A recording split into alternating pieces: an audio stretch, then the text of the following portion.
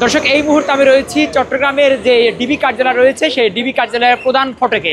আমরা দেখেছি যে কিছুক্ষণ আগে চট্টগ্রামের যেই বাকুলিয়া নতুন ব্রিজ রয়েছে সেই নতুন ব্রিজ থেকে মূলত দুইজন শ্রমিক লীগ এবং অর্থাৎ আওয়ামী লীগের অনুসারীকে গ্রেপ্তার করেছে ডিবি পুলিশ। আমরা দেখেছি যে মূলত সারা বাংলাদেশে যখন আওয়ামী লীগ এবং নিষিদ্ধ সংগঠন ছাত্রলীগের নেতাকর্মীদেরকে যখন আপনার বিভিন্নভাবে যখন ধরা হচ্ছে, তখন আমরা যেমন জানতে পেরেছি যে চট্টগ্রামের নতুন ব্রিজ এলাকায় তারা একটি মিছিলের পায়তারা করছে এবং সেখান থেকে তাদেরকে অ্যারেস্ট করা হয়েছে।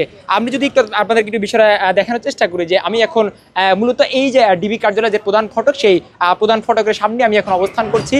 মূলত যেই দুইজনকে গ্রেপ্তার করা হয়েছে তাদের দুইজনের নাম হচ্ছে রুবেল এবং একজন নাম হচ্ছে আলী, যারা মূলত নতুন ব্রিজ এলাকায় এই নিষিদ্ধ সংগঠনের পক্ষ থেকে অর্থাৎ তারা একটি মিছিলের পরিকল্পনা করছে এমন সন্দেহে কিন্তু ডিবির একটি টিম সেখানে গিয়ে তাদেরকে গ্রেপ্তার করে।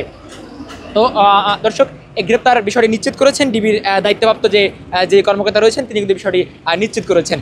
দর্শক, যদি একটু আপনাদেরকে বলে রাখি যে গত কয়েকদিন আগে স্বরাষ্ট্র উপদেষ্টা যখন চট্টগ্রামে আসে তখন কিন্তু তার একটি ঘোষণা ছিল যে সারা দেশে যে সকল সংগঠনের কার্যক্রম যারা রয়েছেন তাদেরকে কিন্তু তাদের তৎপরতা বন্ধের জন্য যেই আটক করার বিষয়টি, সেই বিষয়টি কিন্তু আমরা দেখেছি ইতিমধ্যেই ডিবির পক্ষ থেকে কিন্তু সেই কার্যক্রম তারা চালিয়ে যাচ্ছেন।